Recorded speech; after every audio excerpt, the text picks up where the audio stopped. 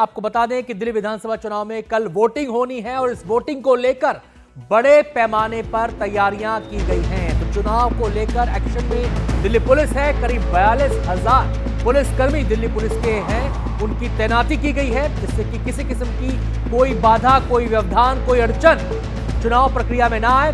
गृह मंत्रालय से 220 कंपनियां मिली हैं, जिनको अलग अलग दिल्ली के क्षेत्रों में तैनात किया जाएगा।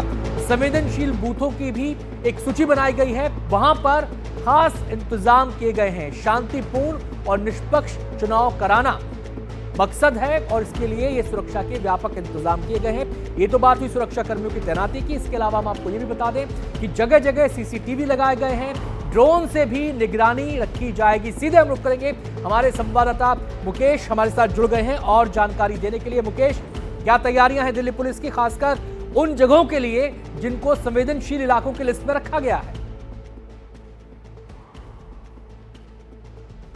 महत्वपूर्ण है क्योंकि कल वोटिंग होनी है और वोटिंग के पहले आज का जो दिन है वो बहुत सेंसिटिव है।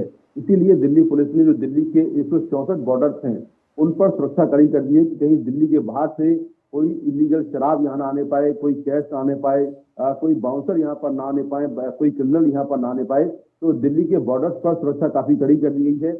इसके अलावा करीब 3,000 बूथ ऐसे हैं जो सेंसिटिव हैं, उन बूथों पर विशेष निगरानी की जा रही, खासतौर पर उत्तर पूर्वी दिल्ली जहाँ पर दंगे हुए थे। इसके अलावा पुरानी दिल्ली का इलाका है, ओखला है, यहाँ पर जो सेंसिटिव बूथ है वहाँ पर एक्स्ट्रा जो पुलिस फोर्स है वो तैनात किया जा रहा है।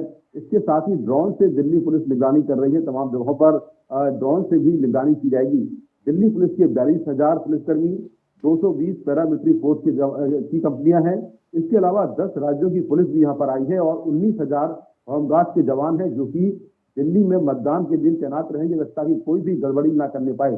दिल्ली पुलिस के तमाम जो अफसर हैं उन्होंने कल ही साफ कर दिया है कि अगर किसी ने भी गड़बड़ी फैलाने की कोशिश की तो उसके खिलाफ बहुत सख्त कार्रवाई की जाएगी और जो चुनावी आचार संहिता है उसका किसी ने उल्लंघन किया तो उसके खिलाफ भी कड़ी कार्रवाई की जाएगी। तो दिल्ली पुलिस लगातार हालात पर नजर बनाए हुए है और जिस तरह के एलिगेशन और काउंटर एलिगेशन पार्टियां एक दूसरे पर लगा रही हैं, उनके उन शिकायतों को लेकर भी लगातार जो मामले हैं वो दर्ज किए जा रहे हैं।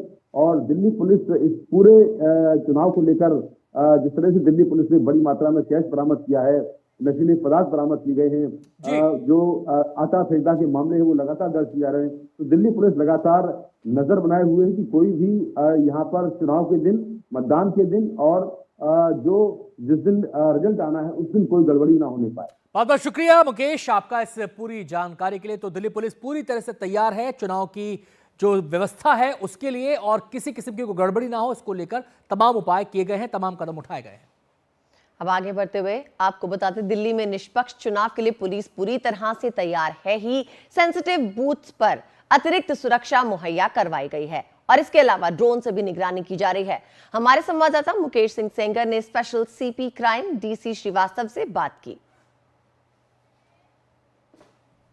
दिल्ली में विधानसभा चुनाव को लेकर दिल्ली पुलिस ने क्या तैयारी की है, इस पर बात करने के लिए मेरे साथ हैं special CP crime Devesh Chandra Srivastava, उनसे बात करते हैं।